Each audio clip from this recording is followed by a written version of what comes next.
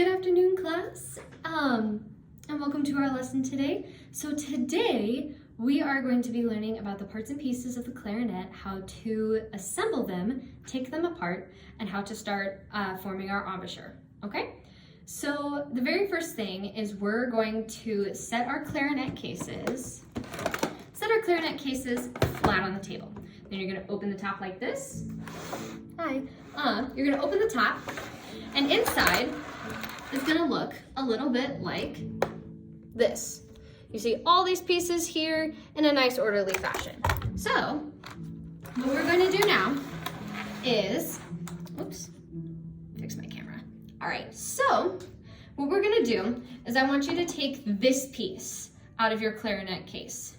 It has no buttons on it, no nothing, just a big giant spyglass looking hole. So this is the base of our clarinet, and this is called a bell. And so we're always, when we assemble our clarinets to play them, we are always gonna start with the bell. And so the bell is the very, very bottom. And so what you can do is you can hold the bell like this, grab your hand around it, and then you're gonna grab what's called the lower joint.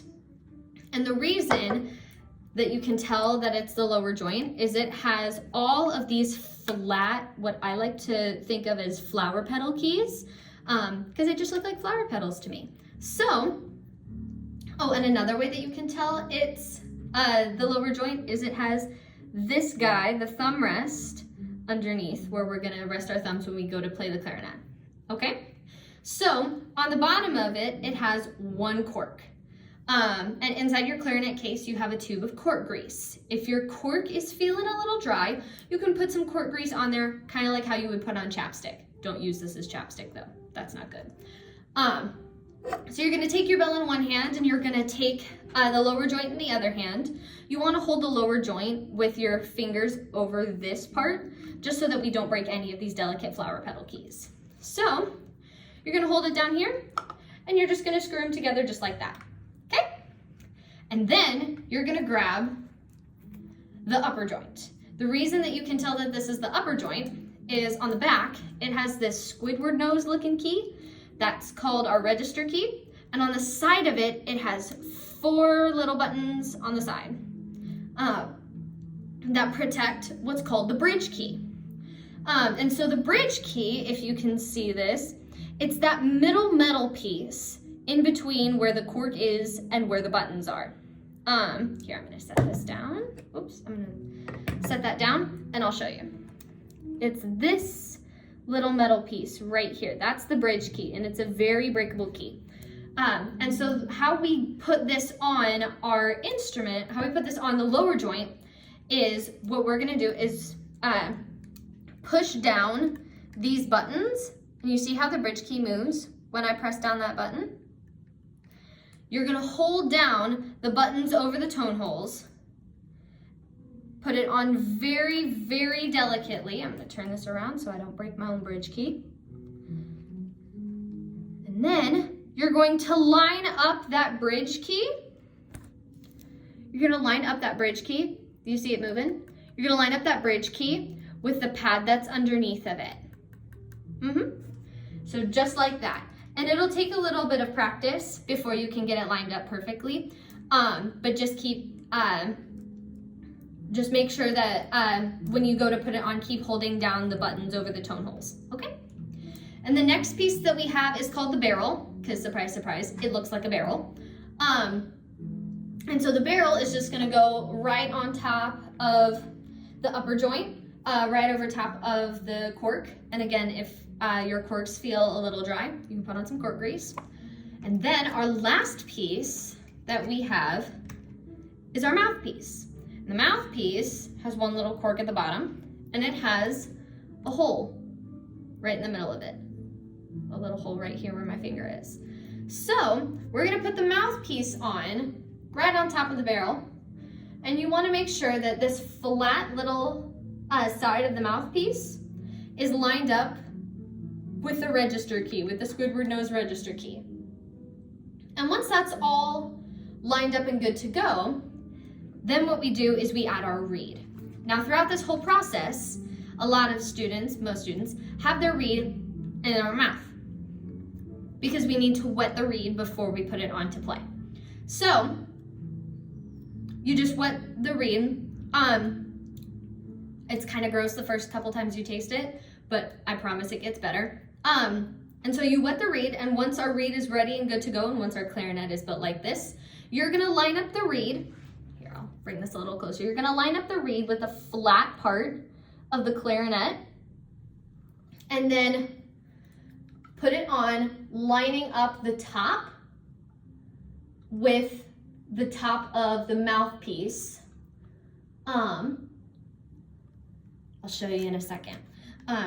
So once you have the reed on, then you add your ligature. This is what connects the reed to the mouthpiece. And some ligatures have the knobs facing you. My ligature has the knobs facing, the knobs are facing away from me. Most ligatures have the knobs facing towards you, the player. All right, so once it's all put together, it looks like this. You see how there isn't any part of the reed over the top of the clarinet, but it's lined up right next to it, like right close to it. You see? All right, so then once you have your knobs of your ligature all tightened, then you'll be able to play. Oops, not so fast. First off, we have to start with our embouchure. So what we're gonna do is we're going to take the barrel and the mouthpiece off of our clarinet, okay? And the rest of the clarinet, you're going to lay flat on your case, or flat in your case. So then it should look like this. Your clarinet laying nice and flat in the middle of your case. So now, with our barrel and our mouthpiece, we're gonna work on what's called our embouchure. And this is how we get any sound to come out of the clarinet. So, what you wanna do, the three main points of your embouchure is you wanna have a flat chin, you wanna have tight lips around it so it creates a little seal, almost like you're blowing up a balloon. And you want to keep your tongue in an elevated position. So, we're gonna start by resting the mouthpiece on our bottom lips, okay? Just like this. And then, you see how my chin is like pointing down a bit? Like that? So my chin is pointing down, trying to get as flat as possible. So, I rest it here, I have a flat chin, and then to create the rest of my embouchure, I'm gonna say two words. I'm gonna say he, and I'm gonna say tu. So, you say he, and then you close your lips, tu. He, tu. Just like that. And you notice how my top lip is kind of curling under, like this. It's kind of curling under, and the top, my top teeth are resting on the mouthpiece so that it doesn't move around in my mouth. I'm not biting the mouthpiece, but I'm resting my teeth so that the mouthpiece doesn't move, okay? So we're gonna say he, tu, and then we should be able to make a sound if we've done our embouchure correctly. So we have it here, flat chin, teeth resting on top, he, tu. It sounds like a party blower, yeah? So it sounds like one of those like party, happy birthday. You know, it sounds like one of those. So you should be able to make a sound like that. Again, flat lip, flat chin, and your bottom lip is over your bottom teeth. So flat bottom lip over my bottom teeth, flat chin, top front teeth resting on the mouthpiece. You say he to lift your tongue. You say tu to tighten your lips. And then you make a sound. So now what we can do is we can take the rest of our clarinet, put the barrel and mouthpiece back on, and then you're gonna rest your right thumb underneath this thumb rest and curl your fingers around, nice and loose. It's like if you have a Lego hand, it's like a loose Lego hand, okay? And then you take your left thumb, you cover this back hole right here. And then you wrap your fingers around, again in that loose Lego hand. And then you get your embouchure ready. You have your bottom lip flat over your bottom teeth, a flat chin. You say he to get your tongue lifted, say tu, and then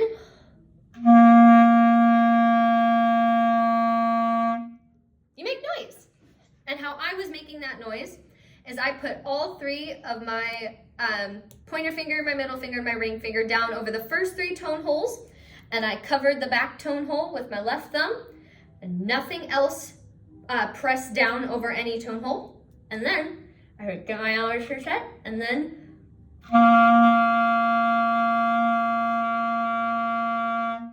you make sound.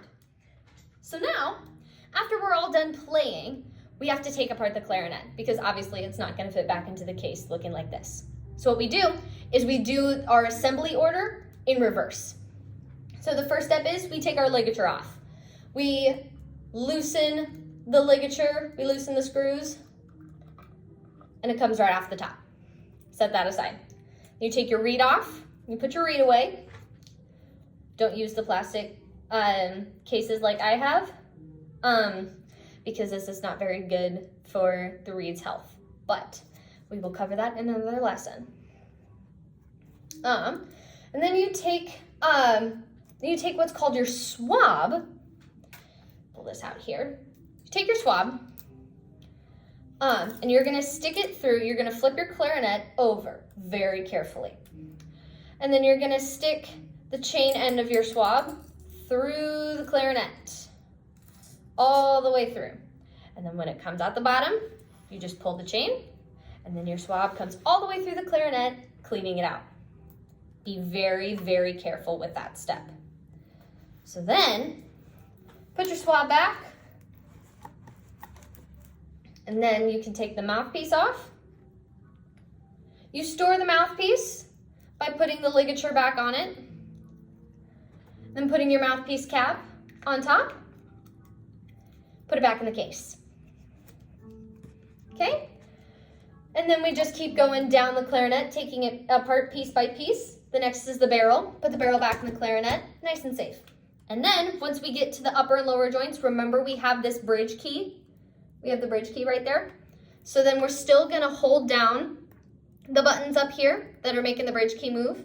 We're still gonna hold those down and very, very gently take the upper joint off of the lower joint, making sure that that bridge key is nice and intact and that it doesn't get bent. Put it back in the case. And then all we have left is the bell and the lower joint. So again, you're gonna grab over this part of the lower joint, the lower part of the lower joint, and just twist, comes right off, back in the case. And then you have your bell back in the case. All right, everybody, thank you so much for watching my lesson. Go practice.